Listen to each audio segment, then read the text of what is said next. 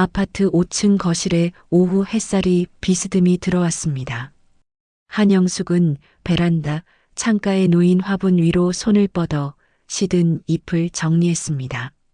손가락 사이로 바스락거리는 소리가 났고 그 소리마저 낯익었습니다. 이른을 앞둔 몸이었지만 허리는 아직 굽지 않았습니다. 거실 소파에는 남편 태호가 신문을 펼쳐들고 있었습니다. 흰 머리가 반쯤 섞인 옆모습이 고요했습니다. 이 집은 20년 넘게 살아온 곳이었습니다. 아들 민호가 초등학교에 입학하던 해에 이사 왔고 그 아이가 자라 대학을 나가고 직장을 얻어 이제는 결혼까지 했습니다. 영숙은 식탁 위에 놓인 통장을 가만히 내려다보았습니다. 퇴직금 통장이었습니다. 30년 넘게 한 회사에서 일했습니다. 격리 업무였습니다. 매달 받던 월급의 일부를 떼어 저축했고 퇴직금은 꽤 큰 액수였습니다. 그 절반을 아들 민호에게 보냈습니다. 신혼집 전세금으로 쓰라고 했습니다. 너무 많이 준 거 아니야? 태호가 조심스럽게 물었을 때 영숙은 고개를 저었습니다. 아들이 시작하는데 이 정도는 해줘야지요. 통장에서 돈이 빠져나가는 순간 영숙은 무겁다기보다는 뿌듯했습니다. 아들이 새로운 가정을 꾸리는 일이었습니다. 부모로서 당연히 해야 할 일이라고 믿었습니다. 며느리 지은은 예의 바른 사람이었습니다. 단정한 차림의 말투도 부드러웠습니다. 결혼식 날 영숙은 그 모습을 보며 안도했습니다. 좋은 며느리를 만났다고 생각했습니다. 하지만 지은은 시댁보다는 친정과 더 가까웠습니다. 명절에도 친정에 먼저 들렀고 주말에도 친정 부모와 시간을 보냈습니다. 영숙은 그럴 때마다 속으로 중얼거렸습니다. 요즘 세대는 다 그렇지. 자신의 시대와는 다르다는 것을 알았습니다. 억지로 가까워지려 하지 않았습니다. 시간이 지나면 자연스럽게 가까워질 거라고 믿었습니다. 창밖으로 까치 한 마리가 날아가는 게 보였습니다. 영숙은 그 뒷모습을 따라가다가 문득 손주를 떠올렸습니다. 아직 태어나지 않은 아이였지만 그 존재를 상상하는 것만으로도 가슴이 두근거렸습니다. 손주가 태어나면 모든 게 달라질 거라고 생각했습니다. 지은도 더 자주 찾아올 것이고 민호도 전보다 집에 얼굴을 자주 비출 것이었습니다. 영숙은 화분의 흙을 살짝 만져보았습니다. 축축했습니다. 물을 줄 필요는 없었습니다. 그녀는 천천히 베란다 문을 닫고 거실로 돌아왔습니다. 태호는 여전히 신문을 읽고 있었고 시계는 오후 3시를 가리켰습니다. 조용한 집이었습니다. 그 조용함이 이제는 익숙했습니다. 하지만 곧 이 집에 아이 울음소리가 들릴지도 모른다고 영숙은 혼자 생각했습니다. 그 상상은 따뜻했고 그녀는 작은 미소를 지었습니다. 며칠 뒤 민호에게서 전화가 왔습니다. 지은이 임신했다는 소식이었습니다. 영숙은 수화기를 들고 한참 말을 잇지 못했습니다. 가슴이 벅차올랐습니다. 잘 됐다는 말밖에 나오지 않았습니다. 전화를 끊고 나서 영숙은 부엌으로 들어가 찬장을 열었습니다. 무엇을 해줄지 생각했습니다. 반찬을 만들어 보내야겠다고 다짐했습니다. 임신한 며느리에게 정성을 쏟아야 한다고 믿었습니다. 그날 저녁 영숙은 태호와 함께 저녁을 먹으며 말했습니다. 이제 우리도 할머니, 할아버지가 되는 거네요. 태호는 숟가락을 들고 잠시 멈췄습니다. 그리고 천천히 웃었습니다.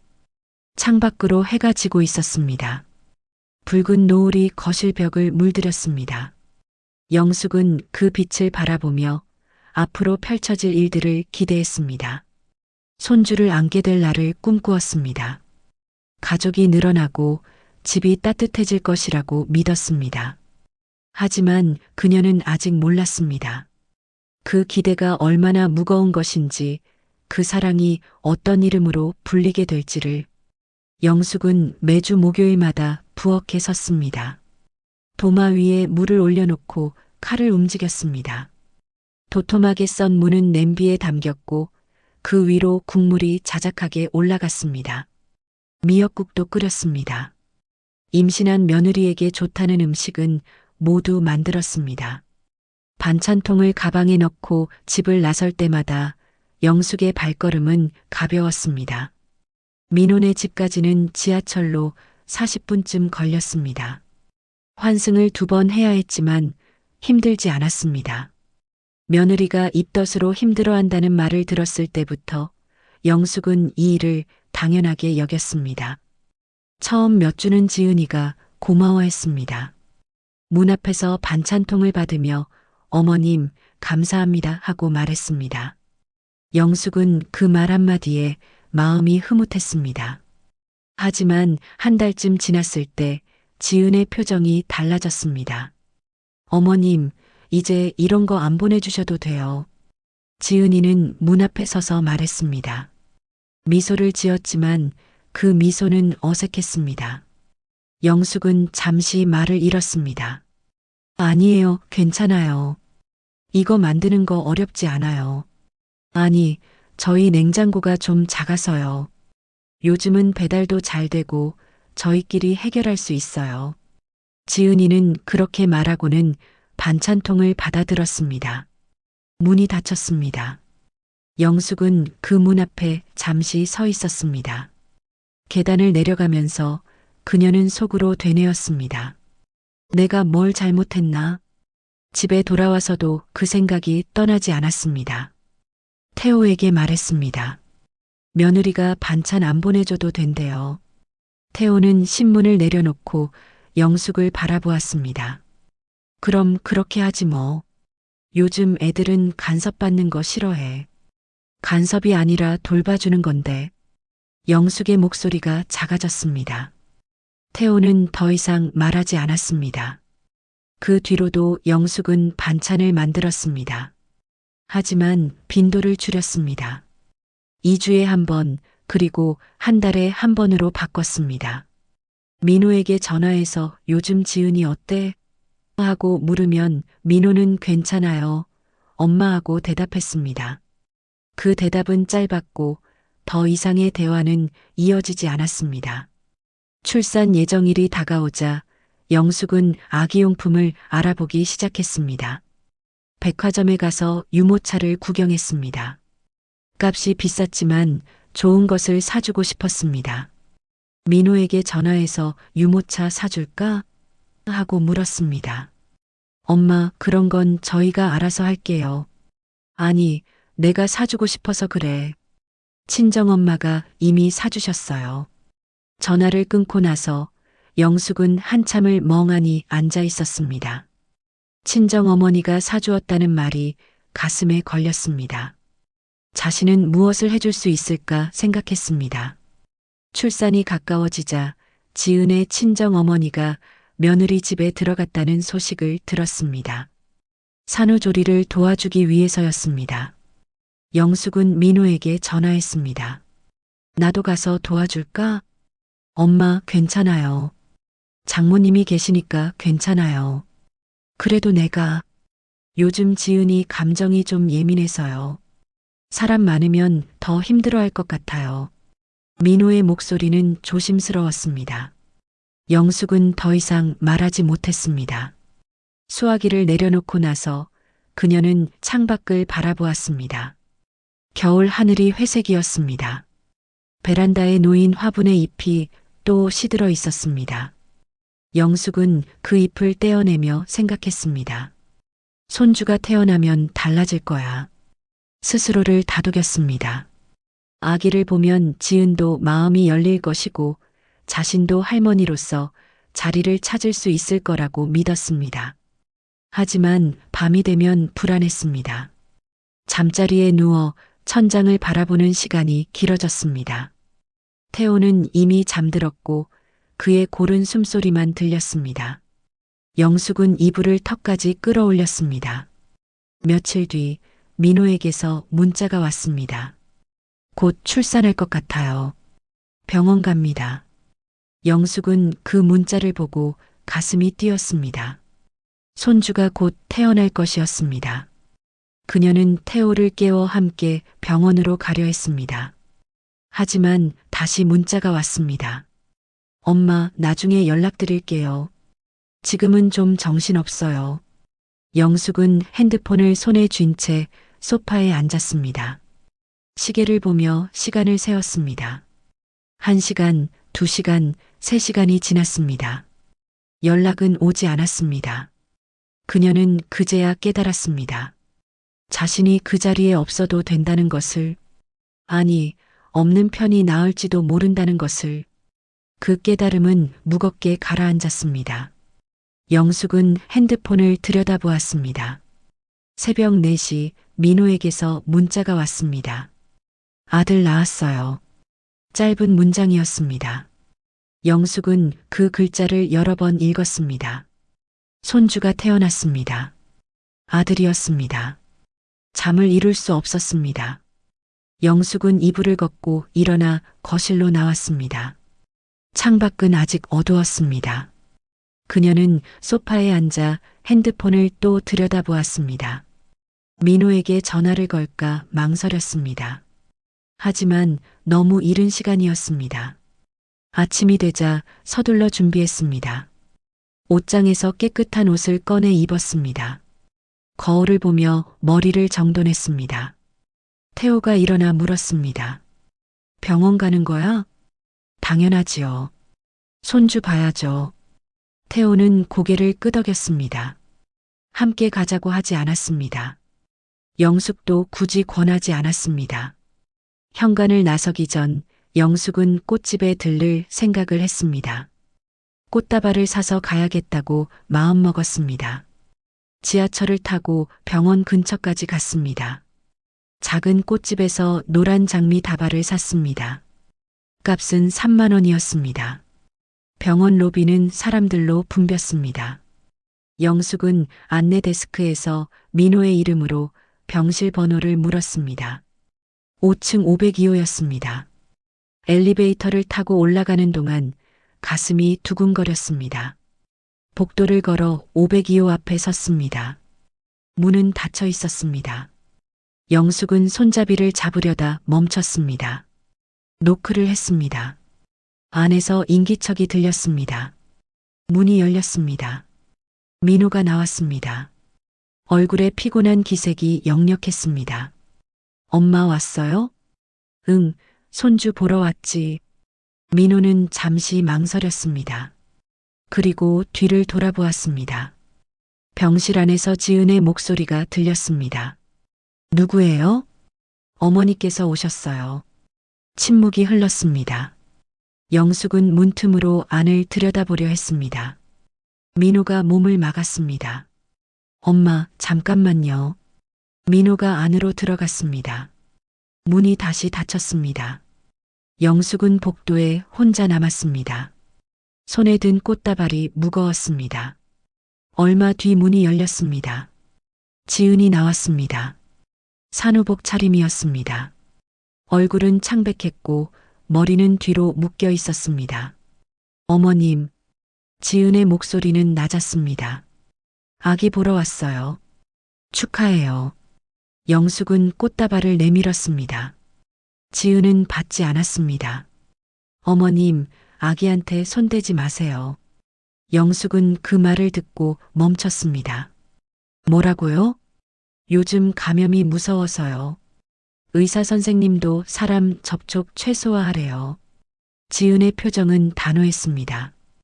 영숙은 말을 잇지 못했습니다. 병실 안을 보았습니다. 침대 옆에 지은의 어머니가 서 있었습니다. 그 옆에 아버지도 있었습니다. 두 사람은 아기를 내려다보며 웃고 있었습니다. 영숙의 시선이 그들에게 고정되었습니다. 지은의 어머니가 아기를 안아 올렸습니다. 그 모습이 환했습니다. 아기 울음소리가 작게 들렸습니다. 저 사람들은 괜찮나요? 영숙의 목소리가 떨렸습니다. 친정 부모님은 여기 계속 계셔서 괜찮아요. 지은은 고개를 돌렸습니다. 영숙은 그제야 알았습니다. 감염 때문이 아니라는 것을, 자신이 원하지 않는 사람이라는 것을. 그럼 언제쯤 볼 수 있어요? 나중에 연락드릴게요. 지금은 좀. 지은이 말을 흐렸습니다. 그리고 병실 안으로 들어갔습니다. 문이 닫혔습니다. 영숙은 그 문 앞에 서 있었습니다. 손에 든 꽃다발이 흔들렸습니다. 민호가 다시 나왔습니다. 엄마, 미안해요. 지은이가 지금 좀 예민해서. 내가 미안할 건 없어. 영숙은 그렇게 말하고 돌아섰습니다. 복도를 걸었습니다. 민호가 뒤에서 불렀지만 돌아보지 않았습니다. 엘리베이터를 타고 1층으로 내려갔습니다. 로비를 지나 병원 밖으로 나왔습니다. 햇빛이 눈부셨습니다. 영숙은 손으로 눈을 가렸습니다. 꽃다발을 벤치 위에 내려놓았습니다. 그리고 그 자리에 앉았습니다. 사람들이 오갔습니다. 누군가 웃고 누군가 울었습니다. 영숙은 그 풍경을 바라보았습니다. 가슴속에서 무언가가 무너지는 느낌이었습니다. 나는 뭐였을까? 그녀는 스스로에게 물었습니다. 전세금을 내준 사람, 반찬을 보낸 사람, 돈을 보탠 사람, 그것뿐이었습니다. 손주의 할머니가 아니라 그냥 돈 주는 사람이었습니다. 눈물이 나왔습니다. 참으려 했지만 멈출 수 없었습니다. 손으로 얼굴을 가렸습니다. 어깨가 떨렸습니다. 한참을 그렇게 앉아 있다가 영숙은 천천히 일어났습니다. 벤치 위에 놓인 꽃다발을 보았습니다. 그것을 두고 걸어갔습니다.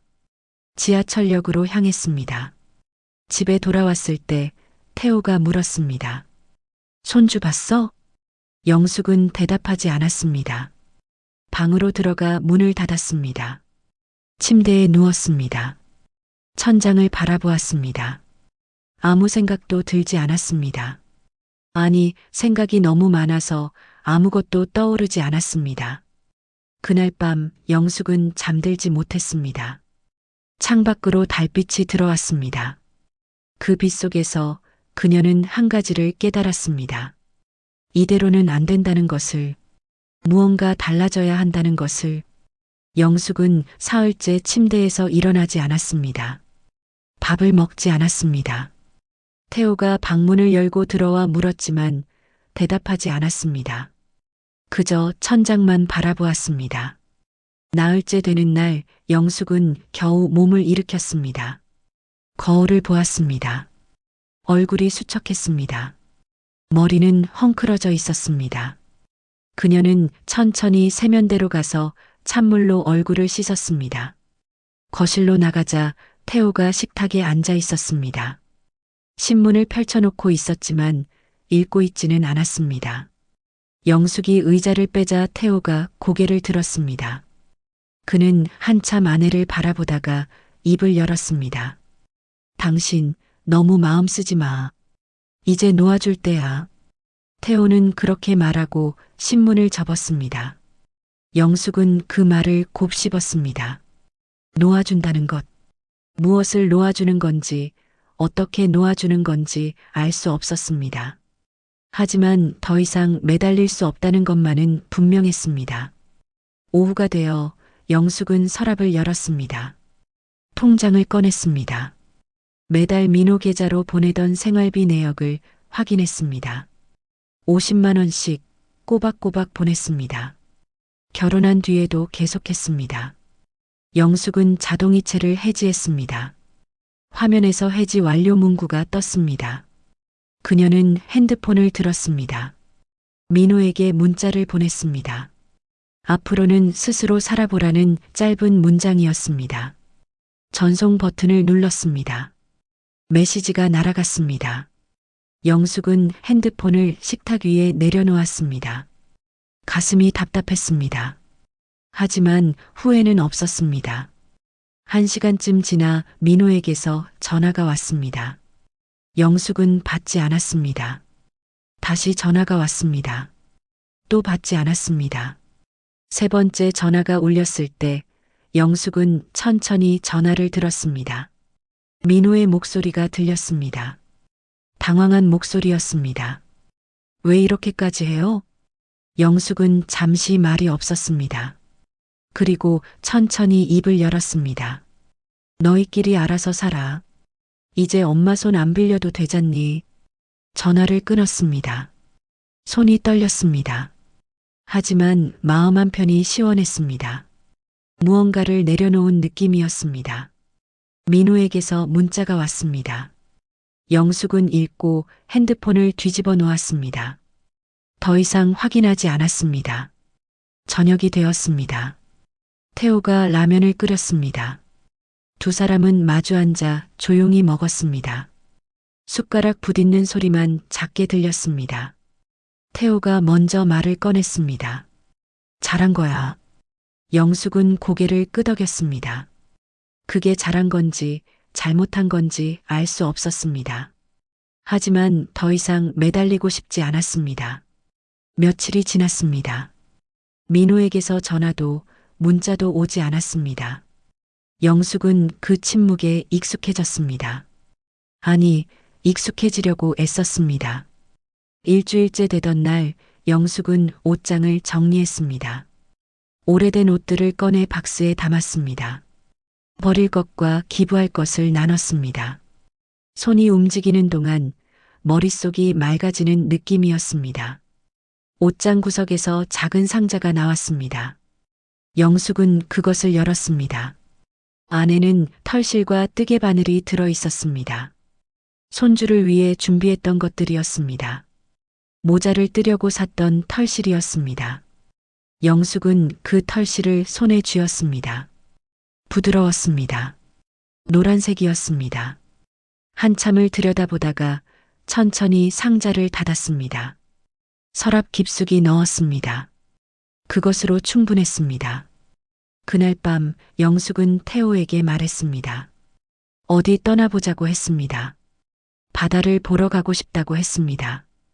태호는 잠시 놀란 표정을 지었습니다. 그리고 천천히 웃었습니다. 좋다고 했습니다. 영숙도 따라 웃었습니다. 오랜만에 짓는 웃음이었습니다.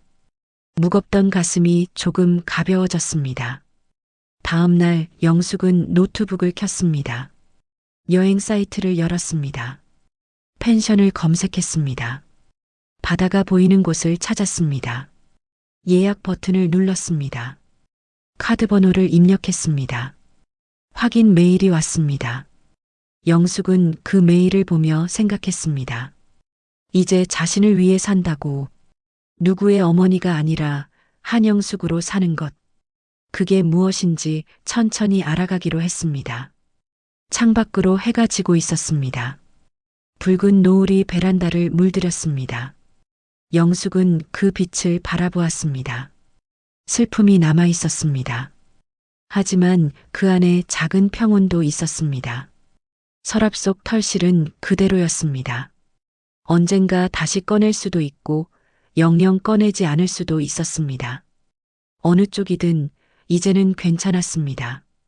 영숙은 베란다 문을 열었습니다.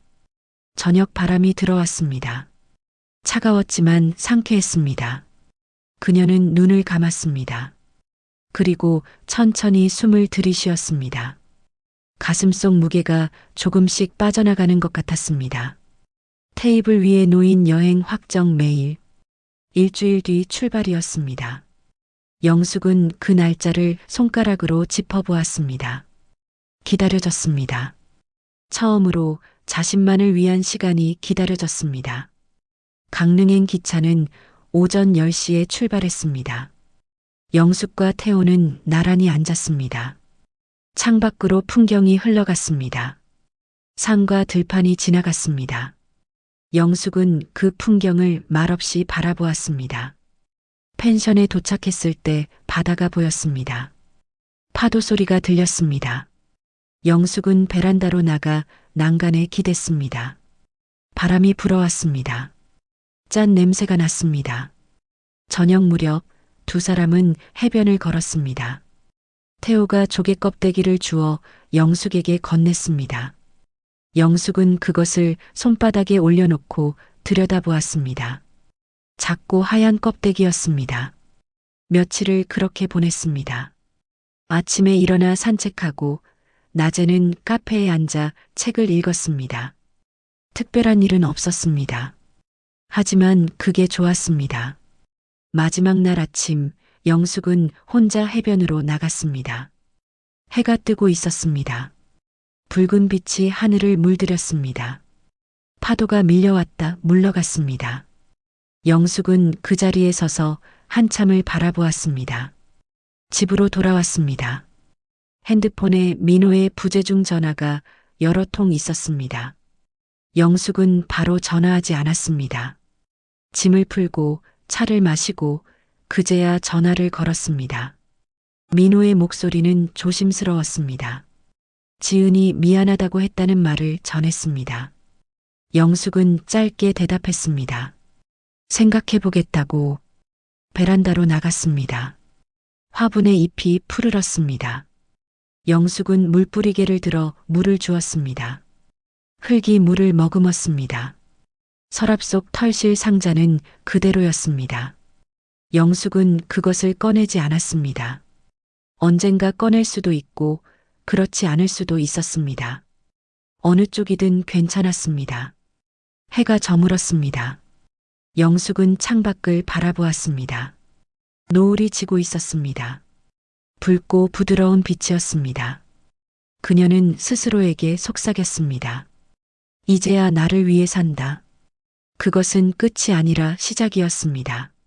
손주를 사랑하는 것과 자신을 사랑하는 것, 둘 다 가능했습니다. 다만 순서가 바뀐 것뿐이었습니다. 태호가 옆에 앉았습니다. 두 사람은 말없이 노을을 바라보았습니다. 영숙은 남편의 손을 잡았습니다. 따뜻했습니다. 밤이 되었습니다. 별이 떴습니다. 영숙은 침대에 누워 천장을 바라보았습니다. 가슴이 평온했습니다. 눈을 감았습니다. 꿈속에서 그녀는 바다를 걷고 있었습니다.